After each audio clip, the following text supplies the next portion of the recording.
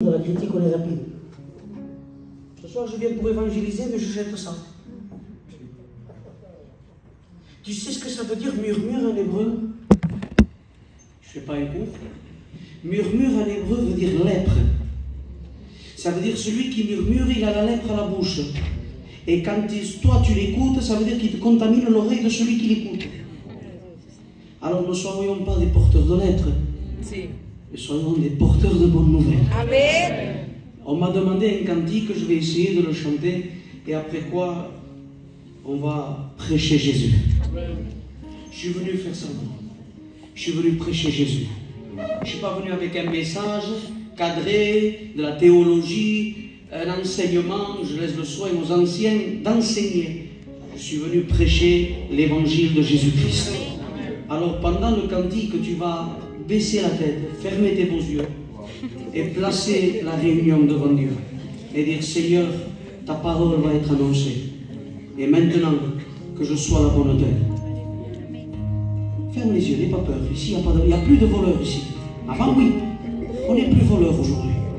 Au contraire, on trouve quelque chose, on le rend. Incline-toi et place ton cœur devant Dieu.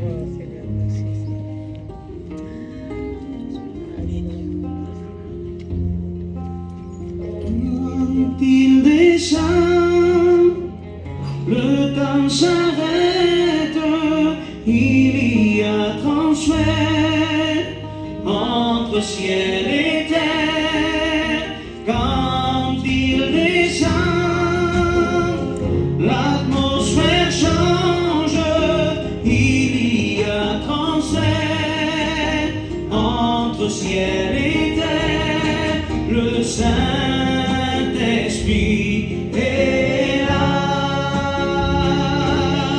le Saint-Esprit est là,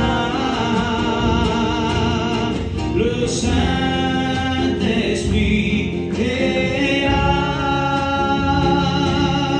le Saint-Esprit est là.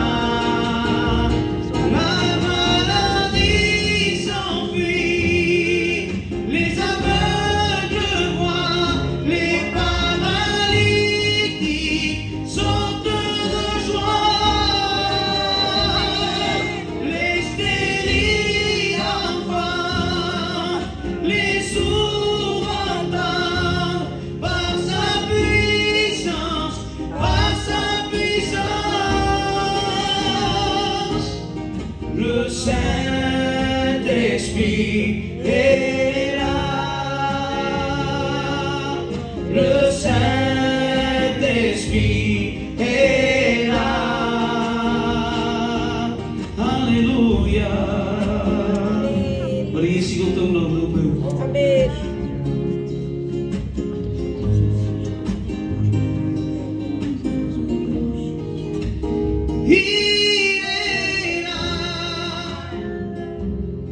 Je le crois, il est là, tout près de toi, il est là. Je le crois, il est là, tout près de toi. J'entends tes pas, ô roi des rois. J'entends tes pas et tu es là. J'entends tes pas, ô roi des rois.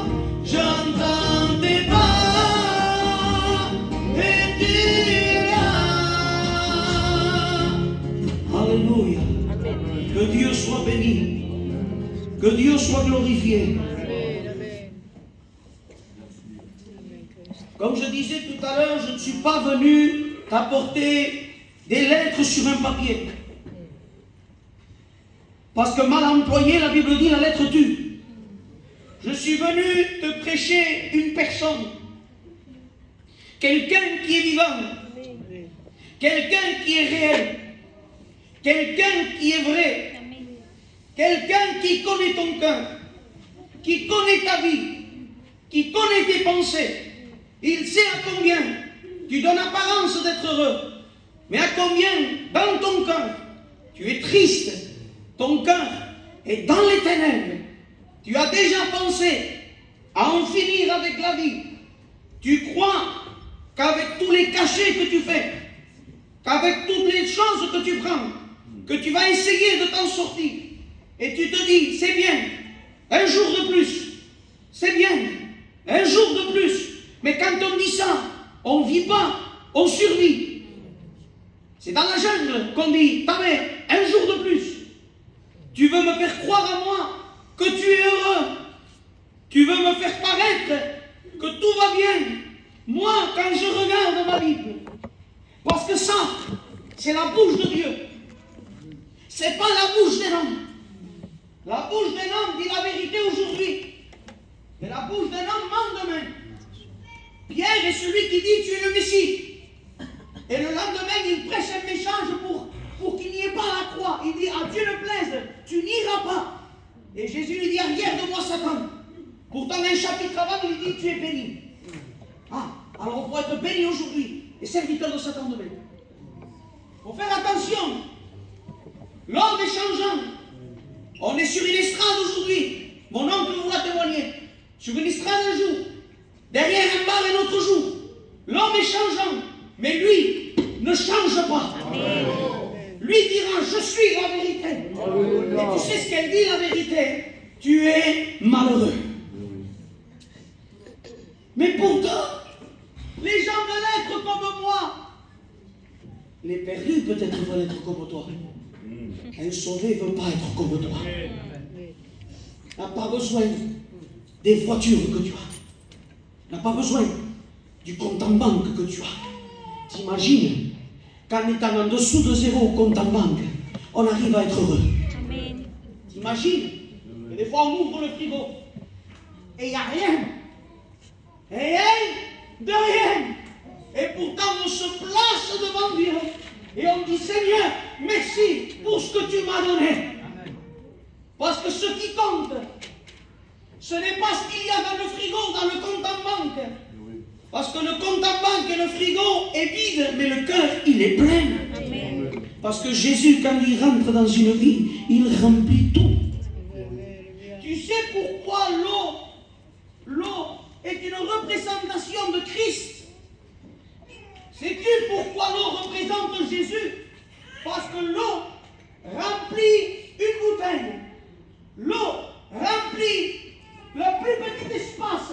Mais l'eau aussi remplit les océans. Partout où l'eau passe, que ce soit petit, grand espace, peu importe, partout où l'eau passe, elle remplit tout. Et Jésus veut remplir ta vie. Amen. Il veut, et tu sais ce qui fait l'expérience, moi je l'ai fait. Je suis un peu scientifique. Quand j'ai vu un défi d'enlever un papier d'un verre sans le toucher. Tu sais comment on fait pour enlever un papier d'un verre sans le toucher? Il suffit d'y mettre l'eau.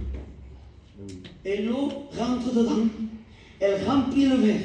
Et peu à peu, tu vois que ce qu'il y avait à l'intérieur, si admettons il y avait du café ou autre chose, tu vois que ça commence à changer de couleur, ça commence à s'éclaircir. Et le papier de l'intérieur commence à sortir. Avec le temps, l'effet de l'eau, l'effet de la puissance de l'eau fait sortir ce qu'il y a à l'intérieur. Jésus est assez puissant pour faire sortir de ta vie, pardon pour le mot, toutes les saletés que Satan y a déposées. Tout l'orgueil, toute la méchanceté, toute la drogue, tout l'alcool, toute la jalousie, tous les péchés, nomme ce que tu veux, tous les péchés qu'il y a. La Bible dit que Jésus a reçu le pouvoir. Amen. Jésus est capable de bouleverser ta vie. Il est capable de transformer ton cœur. Tu te lèves le matin sans la joie de vivre. Tu te lèves le matin et tu penses comment va se passer la journée. Comment je vais m'en sortir? Comment je vais faire pour demain? Nous, notre sécurité, c'est Jésus. Amen. On se lève le matin, pour ceux qui se lèvent le matin, et on dit, Seigneur, la journée est à toi. Amen. T'en fais ce que tu veux. Amen. Tu me conduis comme tu veux. Tu as besoin de Christ. Tu as besoin de Jésus. C'est malheureux venir à tant de réunions et à ne pas prendre de décision. C'est malheureux être tellement près de la vérité, être tellement près de l'eau et ne pas boire. C'est malheureux être tellement près de la guérison et ne pas la saisir. C'est comme à un moment donné, tu irais au docteur, tu attends ton tour et au moment que ce soit toi, tu dis non, je sors. Un jour, parce que il y a des choses dans la vie, ce n'est pas forcément biblique, mais des choses qui se passent qui concordent avec la Bible. Une femme venait d'acheter une voiture. Et tu sais comme moi, la première voiture à exister, c'est la marque Ford. La plus belle. Les voitures venaient de sortir. Il y avait encore des chariots et des chevaux dans les routes. Mais elle avait sa voiture, elle avait la Ford. Contente et présumée. Et à un moment donné, la voiture, elle tombe en panne. Elle devait se dire, c'était mieux avec les chevaux. Ne tombez jamais en panne les chevaux. Mais elle essaie de toucher un bouton, de régler un truc. Elle avait la même expérience mécanique que moi, c'est-à-dire zéro. Touche n'importe quoi, espérant que ça marche. Et un homme s'arrête. Une limousine blanche, habillée en blanc, des gants, un chapeau, une canne, très élégant. Il dit, qu'est-ce qu'il y a? Il dit, voilà, monsieur, c'est ma voiture. J'essaye de la ranger. Je touche un peu à droite et de gauche. Elle ne repart pas. Ça m'a coûté une fortune. Ça vaut rien. Et lui, il dit, attendez, madame, ouvrez le capot. Il sort ses gants et il jette un coup d'œil, fait un sourire. Il appuie un bouton et la voiture repart. Et elle se dit, monsieur, je la connais. C'est ma voiture. Comment ça se fait que vous avez vu où est le problème si vite? Il dit, madame, c'est peut-être votre voiture, mais moi je suis Henry Ford. C'est votre voiture, mais celle-là c'est moi qui l'ai créée. Je suis son créateur. Laisse-moi te dire que ta vie c'est ta vie, mais c'est Dieu qui l'a créée.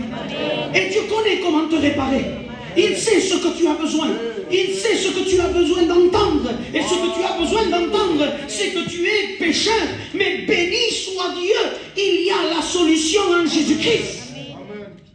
Jésus t'aime tel que tu es, malgré tout ce que tu as fait. Un jour, un prêtre passe au bord d'une route.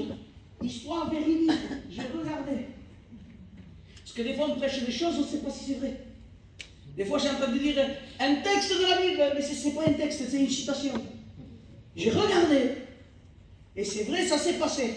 Un prêtre passe au bord d'une route. Et qu'est-ce qu'il voit? Un petit gamin de 4-5 ans en train de se noyer. La réaction normale, hein, non? Enfin, il met la Bible d'un côté, il plonge dans l'eau et il sauve l'enfant. Et quand il le ranime un peu, que l'enfant est un peu plus lui, il dit, compte dit, pardonnez-moi, j'ai des mots catalans des fois. Comment tu t'appelles? Et tu sais ce qu'a répondu l'enfant? Adolf Hitler. Le vrai. Où tu habites? J'habite là-bas. Le prêtre le prend par la main et l'amène à sa maison. Et lui dit, bonjour monsieur Hitler, votre enfant était en train de se noyer et grâce à Dieu je l'ai sauvé. Tenez, on se voit dimanche à la messe. Maintenant toi et moi qu'on sait tout ce qu'on sait, on va faire un peu retour vers le futur. On va là-bas à cette époque-là. On garde la voiture et on parle au prêtre au moment où il va sauter. Il dit, espère un peu, attends un peu. Avant de sauter, je vais t'expliquer ce que ce gamin va devenir dans quelques années. Il va devenir le plus grand tueur de masse de l'histoire de l'humanité. Il va devenir le plus grand antichrist qui ait existé. Ce gamin de 4 ans va tuer des millions de juifs, des centaines de milliers de gitans. Ce gamin va inventer les fours crématoires, va inventer les chambres à gaz. Ce gamin fera des expériences sur les femmes qui attendent des petits. Ce gamin sera le plus grand méchant qui existait. Lui, maintenant, fais ce que tu veux. Qu'est-ce qu'il aurait fait le prêtre à ton avis? tout homme de Dieu qu'il était, il aurait dit, aujourd'hui j'arrête mon ministère. Parce que je dois le laisser mourir. Parce que ce n'est pas possible que je sauve une personne pour laisser périr des centaines de millions. Alors lui mourira et tous les juifs, tous les gitans resteront en vie. Mais tu sais que Dieu sait tout de toi. Tu sais que Dieu n'a pas besoin de faire un voyage dans le futur pour lui expliquer ce que tu feras demain. Il connaît ton cœur. Amen. Il connaît ton lendemain. Alléluia. Il sait que tu pécheras. Amen. Il sait que tu fauteras. Il sait que tu tomberas. Mais si tu te repars aujourd'hui, le ciel est pour toi. Amen. Je te prêche un Dieu qui ne regarde pas ce que tu es. Pécheur, privé, méchant, orgueilleux. Je te prêche un Dieu qui te regarde et qui t'aime. Amen. Je te prêche un Dieu qui haït le péché. Comprendre que la haine de Dieu, ce n'est pas notre haine à nous. Il y a un texte dans Jérémie qui parle, vous avez allumé le feu de ma colère. Ten gitanos qui s'enfadent et que quand ils se fâchent, ils font du bruit parce qu'ils veulent être retenus.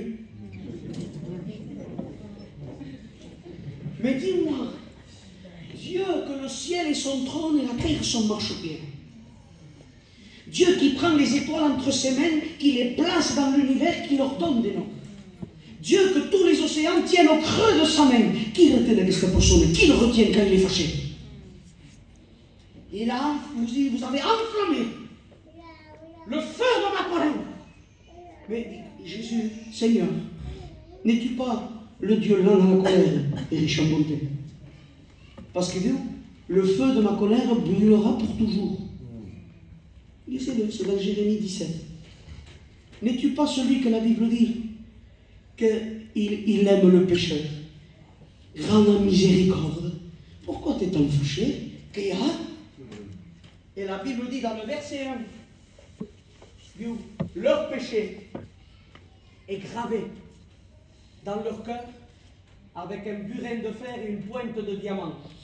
Et tu sais comme moi que la rayure de diamant ne part pas. Ton péché, rien ne peut l'enlever des yeux de Dieu. Tu peux jouer une apparence avec moi. Tu peux me faire croire une apparence de sainteté. Mais Jésus n'a jamais été trompé par l'apparence de sainteté. Il dit, vous êtes des sépulcres blanchis, blancs de l'extérieur, mais pleins d'ossements de mort à l'intérieur. Ah, Jésus ne le trompe pas. C'est vrai. La Bible dit que ses yeux ne sont pas bleus, ni marrons, ni verts. Les yeux de Jésus sont des flammes de feu. Ça veut dire que même dans les ténèbres, il voit. Alléluia. On lui cache rien. Et quand il voit ton cœur, il voit tout ce que tu as fait. Tout ce que tu as dit. Tout ce que tu as pensé. Tout ce que tu as voulu faire et que tu n'as pas pu faire. Parce que des fois, mais je ne l'ai pas fait. Tu ne l'as pas fait parce que tu n'as pas pu. Tu ne l'as pas fait parce que l'occasion ne s'est pas présentée. Parce que tu n'en as pas les capacités. Mais si tu aurais pu, tu l'aurais fait. Et pour Dieu, c'est comme fait. La Bible dit, tu as pensé, tu as commis. Tout est gravé. Tout, depuis que tu es né jusqu'à maintenant, tout est gravé. Et Dieu, quand il voit ton péché, la colère s'enflamme. Parce que le péché, Dieu en a horreur. Toi, ce qui te plaît, parce que le péché te plaît. Parce qu'il y a un évangile aujourd'hui, je ne vais pas tarder à terminer, il y a un évangile aujourd'hui très très faux. Un évangile où le pécheur est victimisé. Pauvre. Quand je regarde ma Bible, quand Dieu voit le pécheur, il dit pauvre. C'est pas marqué, pauvre qui se passe. Le pauvre, Zinda, c'est pas marqué dans toutes les langues que tu veux, pauvre qui se passe. Dieu, quand il voit pécheur, il met à côté coupable. Parce que dis-moi, quand tu es allé faire le mal que tu fais, qui t'a mis un couteau à la gorge pour que tu es obligé? Qui t'a braqué? Fais-le, sinon je te tue. Personne. Tu es allé, tu as fait, parce que ça t'allait bien de le faire. Parce que dedans, tu as une nature. Comme le fer attiré par les mains. Tu as une nature pécheresse. Tu auras beau te retenir, Parce que comme disait mon oncle tout à l'heure, il essayait, des fois il essayait, ça tenait un jour, 2 jours, quelques heures, il ne pouvait pas attirer, le péché l'attirait, Satan le tenait lié. Et Dieu voyant ça, quand il voit péché, Dieu voit condamnation. Parce que le salaire du péché, c'est la mort. Amen. Et je te promets que Satan est un bon patron, il n'oublie jamais de payer ses employés. Seigneur. Moi, quand je travaillais de paillot, des fois le paillot fait un poker watch et il essayait de repousser la paye le plus longtemps possible. Et nous, on allait là-bas comme des lions, on voulait te payer. Satan ne te paye pas à la fin du mois, il te payera à la fin de ta vie. Qui peut être demain, qui peut être ce soir. On a fait l'expérience, nous, hein.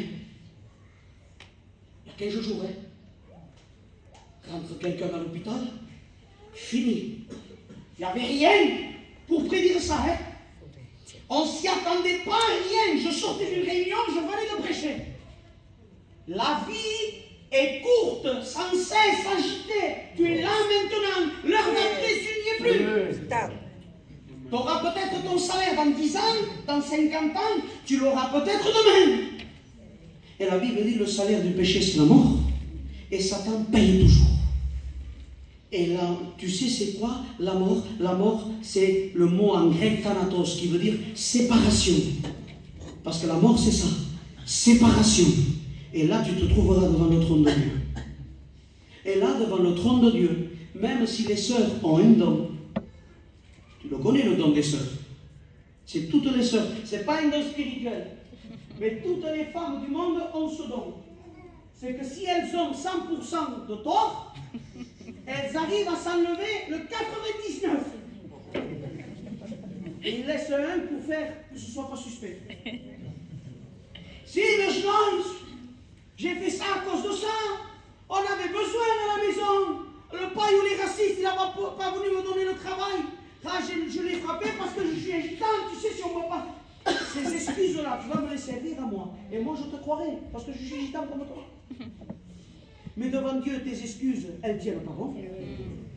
Parce que Dieu regardera ton cœur et il verra coupable. Il verra péché volontairement. Et Dieu te dira, mais hey, je t'ai pris en flagrant délit, moi. Quand tu as péché, j'étais là. Quand tu as fait, j'étais là. Quand tu as regardé, j'étais là. Quand tu as parlé, j'ai tout entendu. Et Dieu, c'est un témoin que tu ne vas pas lui faire changer sa version. Dieu, tu ne vas pas le corrompre parce qu'il est incorruptible. On peut corrompre un juge, peut corrompre un policier, pardon de ce que je vais dire, peut même corrompre un pasteur. Chète-lui 2-3 chemises, paye-lui 2-3 restaurants, demande-lui de prêcher, et lui, à cause des chemises du restaurant, il va te mettre à prêcher. Peut corrompre un pasteur qui, à cause d'une chemise et d'un café, se laisse acheter, ils mettent des gens au ministère qui ne sont pas appelés. Ça arrive. Pour tout. C'est malheureux. Mais c'est comme ça. Mais à Dieu, tu ne peux pas. Tu ne l'achètes pas. Il est incorruptible. Dieu est saint.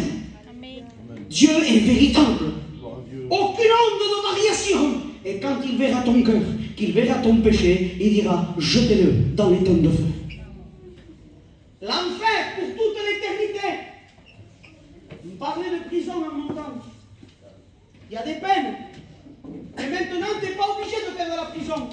Tu as de la semi-liberté. Tu as le bracelet. Tu as un travail. Et ça peut éviter la prison. Mais il n'y a rien qui évite l'enfer, si ce n'est Jésus-Christ.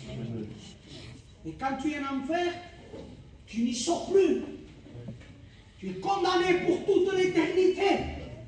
Souffrance éternelle. La Bible dit que l'enfer est l'obscurité des ténèbres. La Bible parle en disant un feu qui ne s'éteint jamais. Un lieu où même les démons, tous démons qu'ils sont, ils ont peur d'y aller. Je suis allé à Figueroa, là, chez Vélo, réunion sur le chapiteau.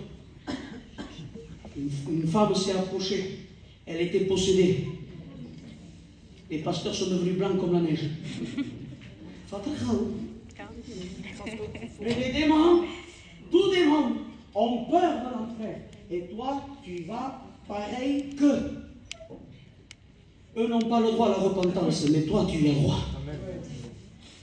Et Dieu voyant le cœur gravé, le péché gravé, il s'est dit, parce que Dieu est justice, mais il est amour. On dira même fort, là.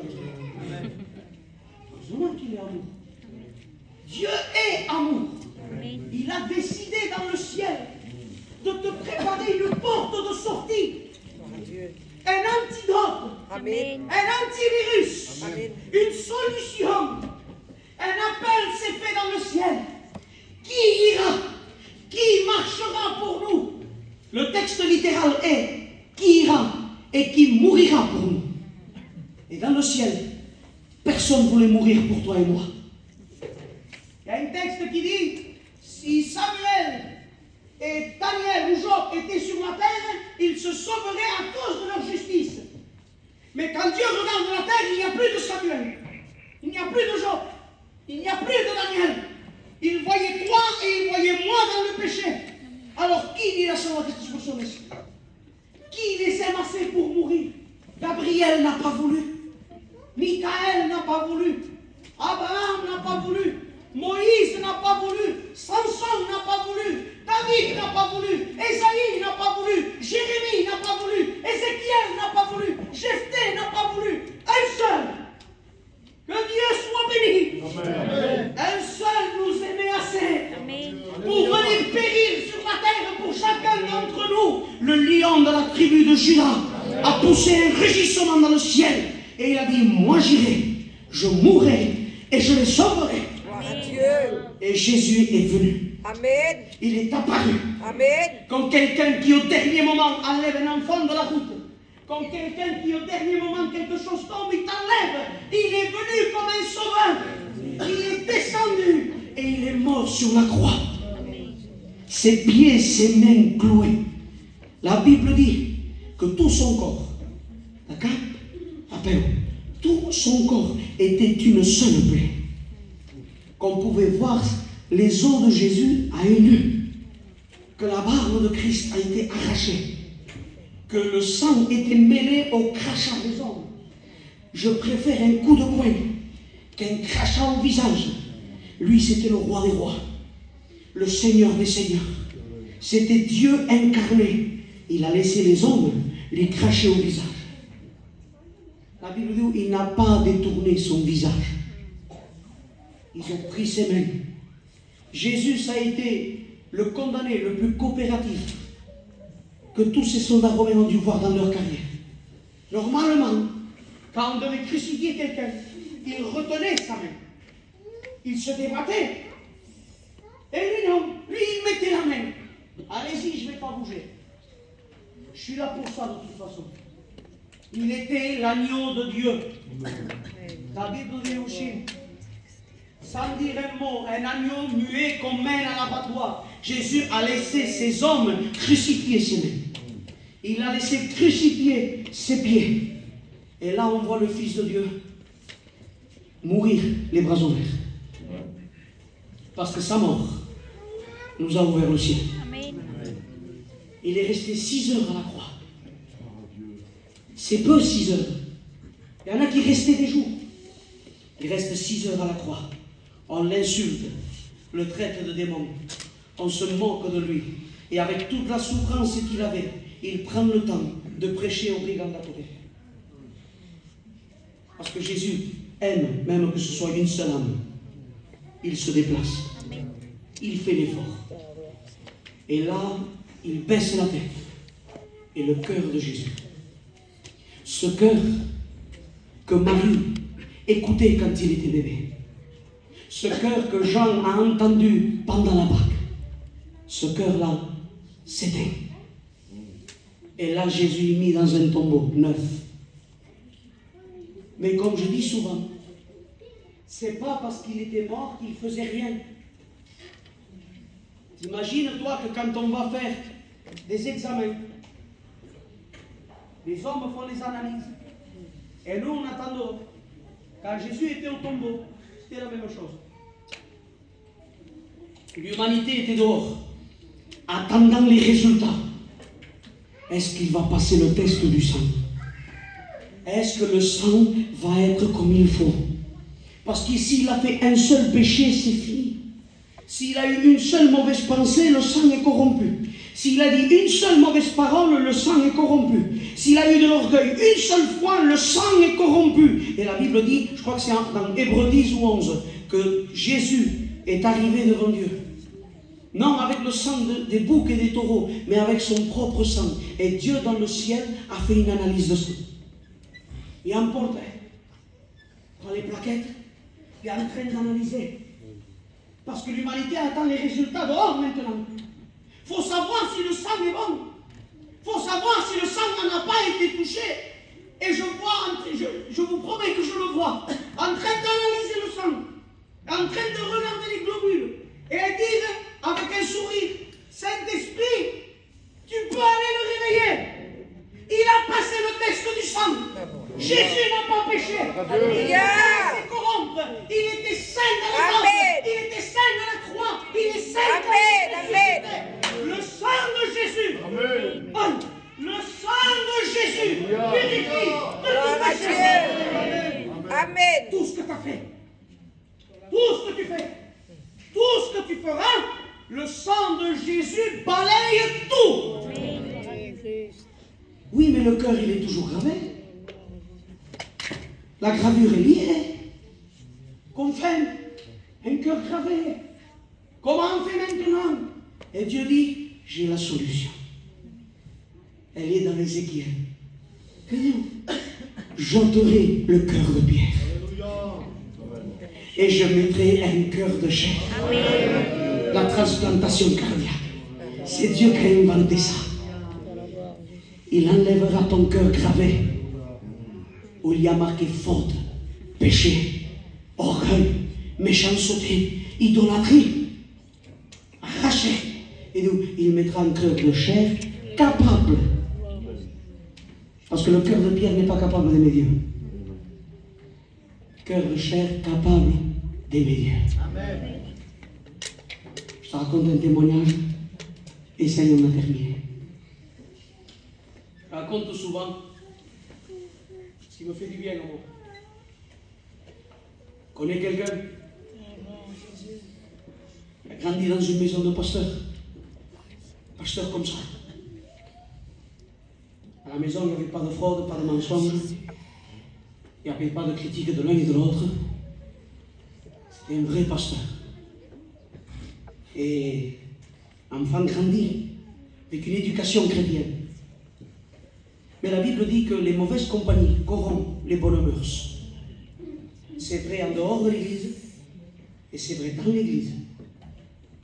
J'ai vu qu'il y a un petit jeune qui aime mettre la sono, qui aime placer les chaises. Pas parce qu'il veut quelque chose, mais il aime Dieu. Il est arrivé, il s'était tôt, il n'y avait personne, il a vu que rien n'était fait, il le fait lui. Parce qu'il aime Dieu.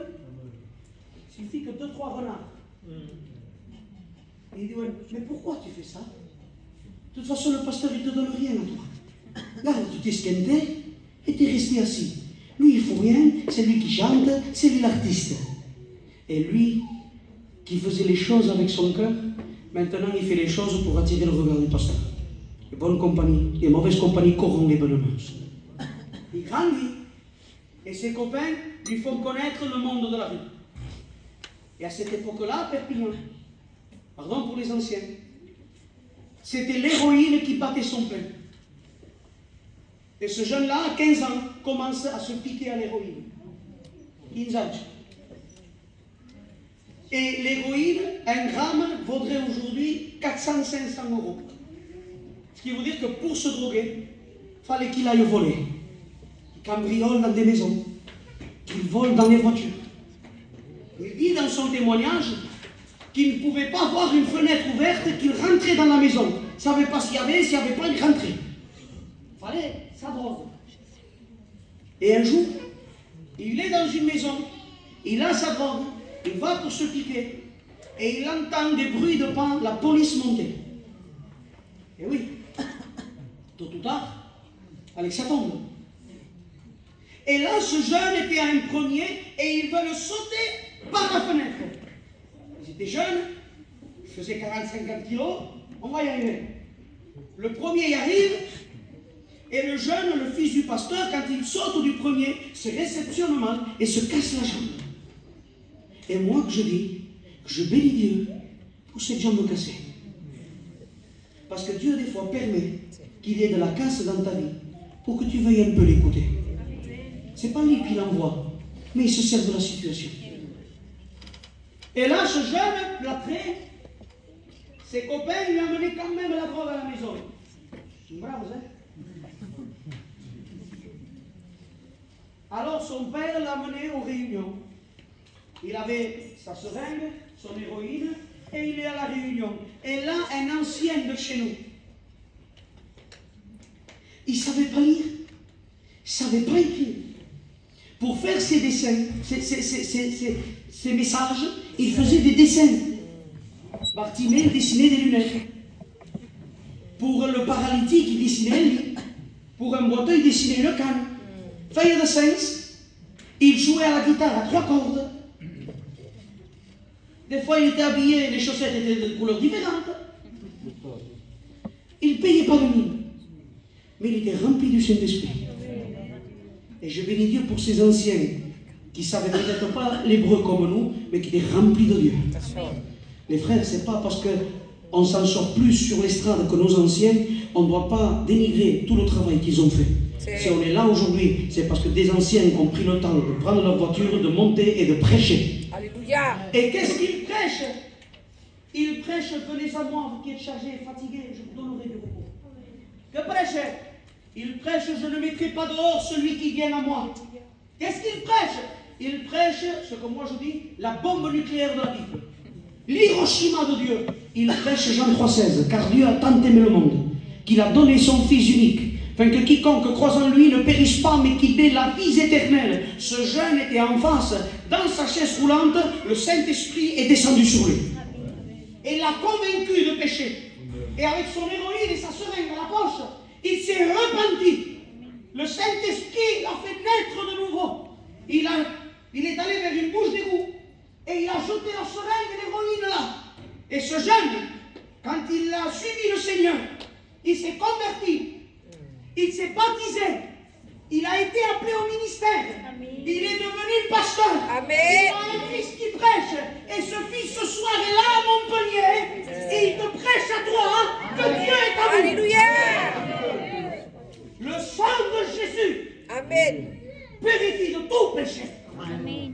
Et mon père qui se piquait à l'héroïne, ce soir il prêche à la Sainte Seine à Perpignan. Amen. Ta vie est une ruine. Jésus se plaît à construire parmi les ruines. S'incline, j'ai terminé. Pardon si j'ai été long.